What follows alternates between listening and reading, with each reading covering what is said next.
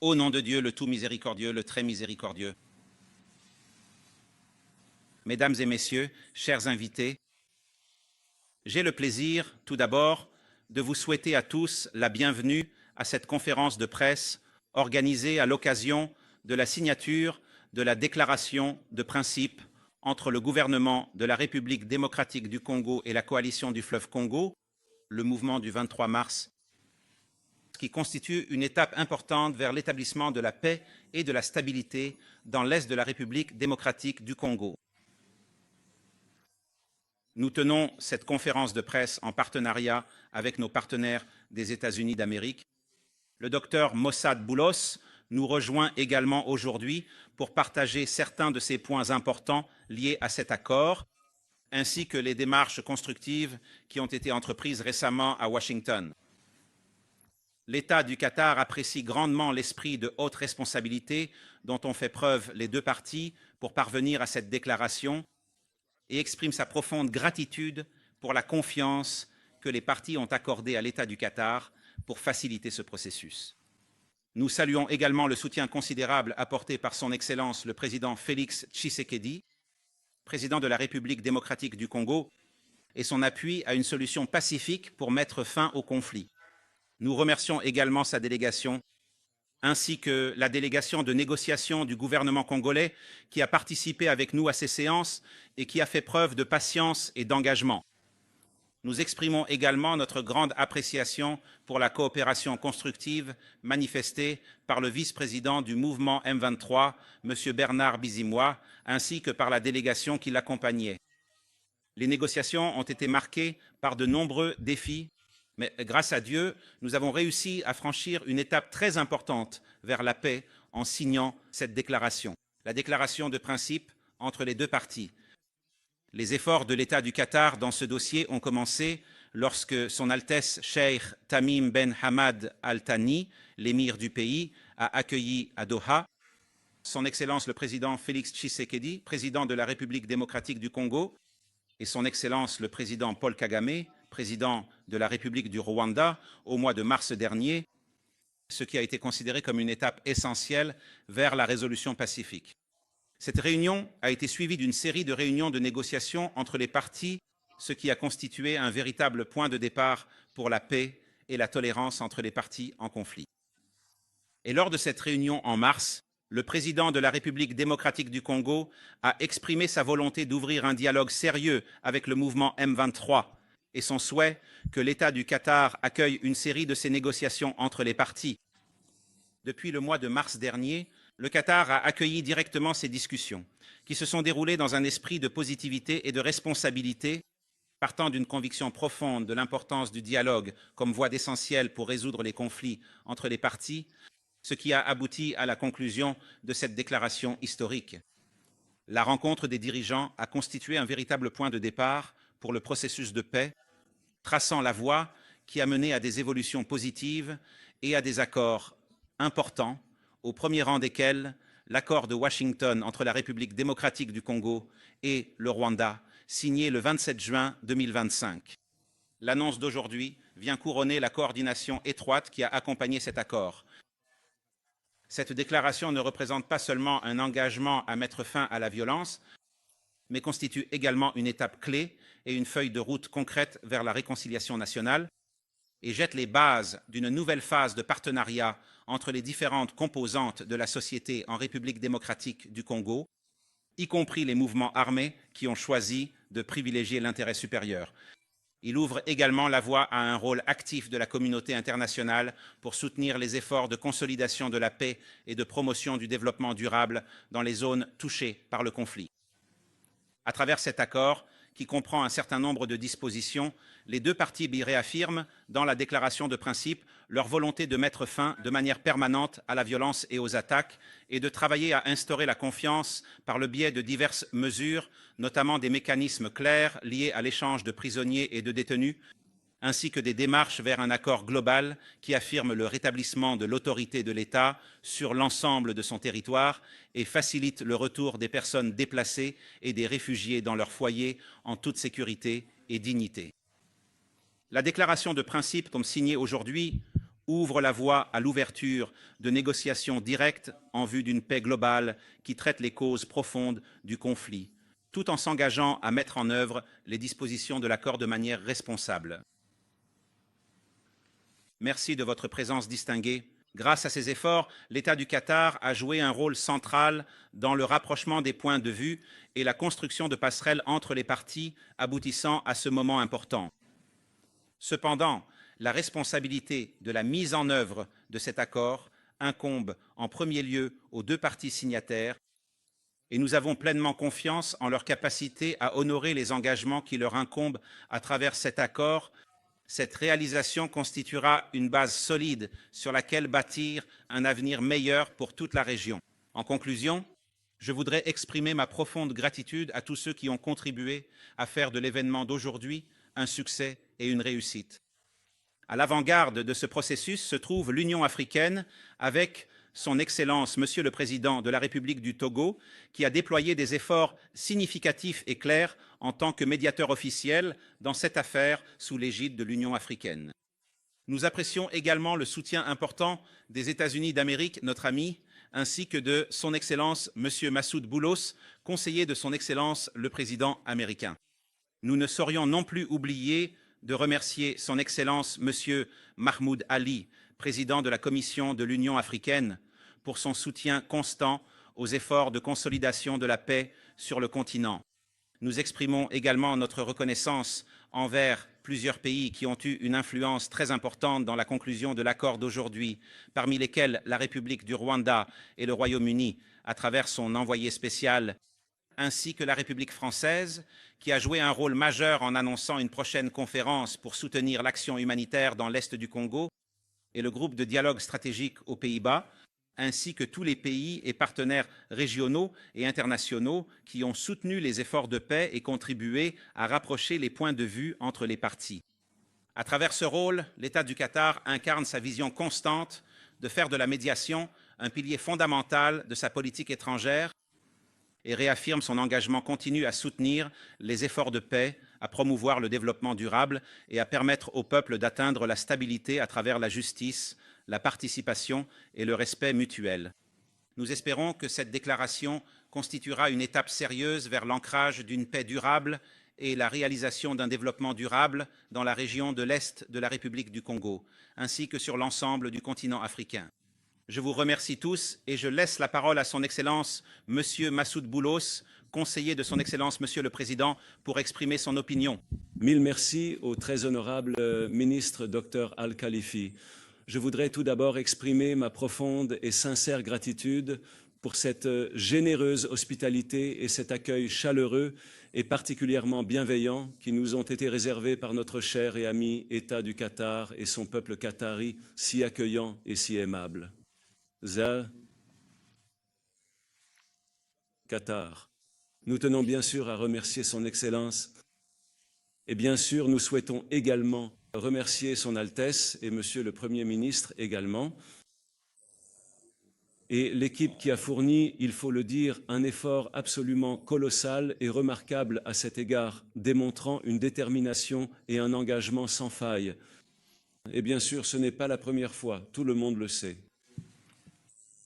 Le rôle constant et pionnier du Qatar dans ce domaine, dans le domaine de la résolution des conflits, est bien connu dans le monde entier, dans le domaine de la médiation, en vérité toujours, et dans la recherche de solutions pacifiques à un grand nombre de conflits dans le monde, notamment au Moyen-Orient et sur le continent africain. Mais bien sûr, cela ne se limite pas à cette région, mais concerne aussi d'autres parties du monde. Donc, mille merci vraiment à Qatar et pour le rôle fondamental et central qu'il joue, non seulement dans ce conflit, mais dans tous ces conflits dont nous avons parlé. En ce qui concerne le conflit persistant entre la République démocratique du Congo et le Rwanda, il est important de noter les tensions actuelles. Et en ce qui concerne le conflit interne qui touche le Congo, malheureusement, c'est quelque chose de vraiment douloureux, en vérité. Ce peuple a énormément souffert pendant au moins 3 décennies. Et même si Si l'on veut de remonter dans l'histoire, on pourrait revenir à une époque bien plus ancienne que cela. Mais même si nous essayons de limiter le sujet aux 3 dernières décennies, nous savons que ce peuple et cette région ont beaucoup souffert. Il y a eu des pertes humaines considérables, dépassant les 6 millions de victimes et un très grand nombre de réfugiés et de personnes déplacées, pas moins de 8 millions actuellement, entre les déplacés et les réfugiés, ce qui représente une crise humanitaire majeure. Il s'agit donc d'une véritable tragédie humaine, extrêmement douloureuse. Il ne fait aucun doute qu'il est temps de trouver une solution définitive à ce problème. Et bien sûr, la solution ne peut être que pacifique. Il n'y a pas d'autre solution que la solution pacifique à ce conflit, ainsi qu'à de nombreux autres conflits, sur lesquels le Qatar travaille et pour lesquels nous collaborons avec nos frères qataris afin de les résoudre. Et maintenant, nous pouvons en parler davantage. Mais il ne fait aucun doute que la seule façon de résoudre ce conflit est la voie pacifique. Et nous savons qu'il y a eu de nombreuses initiatives. Et nous remercions tous ceux qui y ont contribué au fil des années et des décennies. Mais comme nous le savons, malheureusement, la plupart de ces initiatives n'ont pas pu nous mener aux résultats escomptés. Mais comme Son Excellence l'a mentionné précédemment, il est important de noter qu'il y a environ 4 mois, le Qatar, que nous remercions, a lancé une initiative qui a été très importante. Et lorsque Son Altesse a invité à une réunion entre les présidents congolais Tshisekedi et rwandais Kagame ici à Doha, c'était une rencontre très importante. C'était la première rencontre en face à face entre les 2 présidents depuis plus de 3 ans. La rencontre a été cordiale et fructueuse, et c'était une rencontre très importante en raison de ces résultats concrets qui en ont découlé. Nous avons donc assuré une initiative importante et significative en très peu de temps, un délai remarquablement court. Après cette rencontre, le président Trump et le ministre Rubio m'ont demandé de me rendre immédiatement dans la région pour trouver une solution, notamment en ce qui concerne la question humanitaire. Bien sûr, c'était ma première responsabilité lorsque j'ai commencé à travailler avec l'administration du président Trump, à savoir, nous savons que cette administration n'a qu'environ 6 mois d'existence. Donc pendant cette période, c'était la toute première initiative que nous avons entreprise, notamment en ce qui concerne le continent africain. Nous savons que le continent africain souffre de nombreux conflits et c'est vraiment très regrettable. Mais avec la coopération de nos frères qataris et de nombreux autres partenaires, nous espérons, si Dieu le veut, pouvoir parvenir à des solutions pour un certain nombre de ces conflits dans un avenir proche. Je me suis donc immédiatement rendu dans la région et j'ai eu l'honneur de rencontrer le président Tshisekedi, puis le président Kagame, ainsi que plusieurs autres chefs d'État de la région. Et nous avons réussi, en environ 2 semaines après cette première visite, à parvenir à une déclaration de principe de la part des 2 parties. Cette importante déclaration a été officiellement approuvée à Washington, aux États-Unis. À Washington, à l'époque, il y a environ 3 mois. Par la suite, nous avons poursuivi avec nos frères qataris et, bien sûr, avec l'aide de nos frères de l'Union africaine qui ont toujours joué un rôle central et très important, notamment grâce à la présidence actuelle de l'Angola, au pays chargé de ce dossier, le Togo, ainsi qu'à de nombreux amis, comme l'a mentionné Son Excellence, y compris la France et d'autres. Nous avons donc poursuivi le travail et avons réussi à parvenir à un accord de paix. Tout le monde s'est alors interrogé sur cet accord du 27 juin, connu sous le nom d'accord de Washington. Tout le monde se demandait s'il s'agissait d'un accord définitif, d'un accord de principe ou de la nature exacte de cet accord, parce qu'il a été signé. Il a été signé par les ministres des Affaires étrangères, mais nous tenons à souligner qu'il s'agit de l'accord de paix final entre les 2 pays, entre le Congo et le Rwanda. Aujourd'hui, bien sûr, la mise en œuvre se fait avec les frères qataris, avec l'Union africaine et un certain nombre de partenaires. Nous sommes aujourd'hui pleinement engagés dans l'application de cet accord de paix. C'était un accord de paix très important, parce qu'il comprenait un certain nombre de clauses que l'on peut considérer comme nouvelles et avancées, qui n'existaient pas auparavant, car tout le monde se posait des questions. Il y a eu de nombreuses initiatives dans le passé, et il est même possible que plusieurs d'entre elles aient été conclues, mais elles n'ont pas été mises en œuvre. Quelle est la différence entre ces accords et le nouvel accord signé à Washington? Celui-ci sera même signé prochainement, si Dieu le veut, au niveau des chefs d'État à la Maison-Blanche. Il y a donc une grande différence. Nous pouvons bien sûr entrer dans les détails, mais cet accord comprend des mécanismes de mise en œuvre ainsi que de nouvelles clauses et de nouvelles initiatives, dont certaines sont économiques, d'autres sécuritaires et d'autres encore régionales, ce qui est très important dans ce contexte. Certaines concernent des questions internes, d'autres des questions externes entre les deux pays et dans la région dans son ensemble. Il y a donc un certain nombre d'accords supplémentaires qui seront également signés en même temps à Washington et qui sont en cours de préparation. On peut donc considérer qu'il s'agit d'un ensemble intégré de questions sur lesquelles on travaille de manière sérieuse et intensive.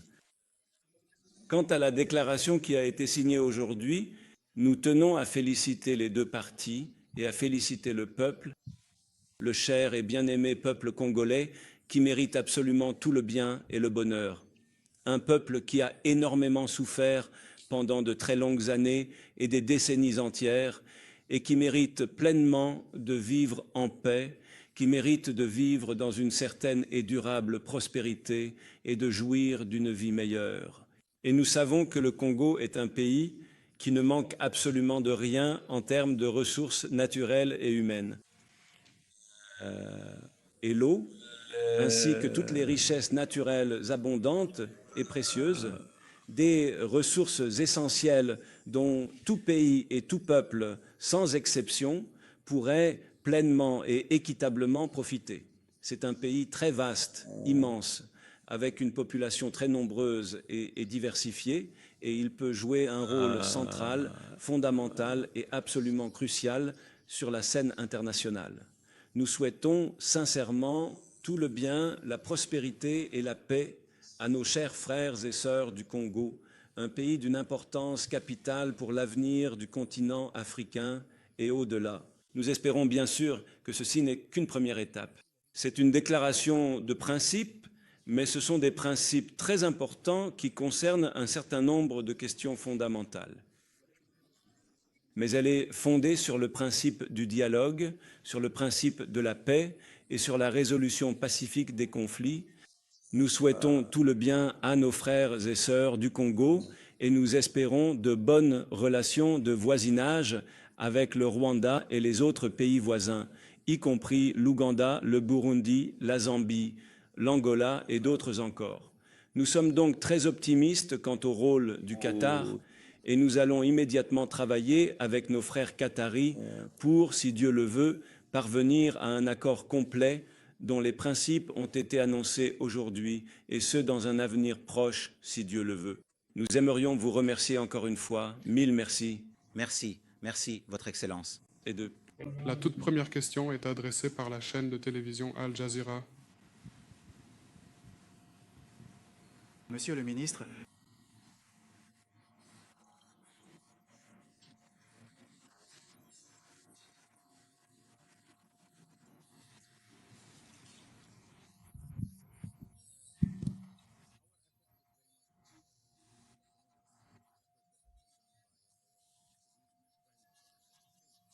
Notre objectif est unique.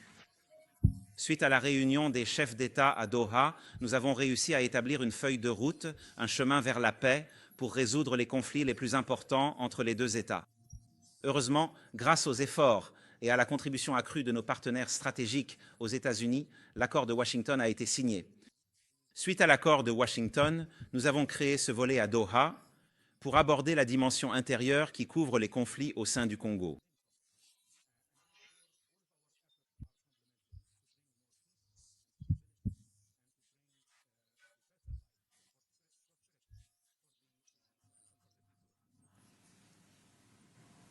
Deuxième question d'Al-Arab Al-Jadid.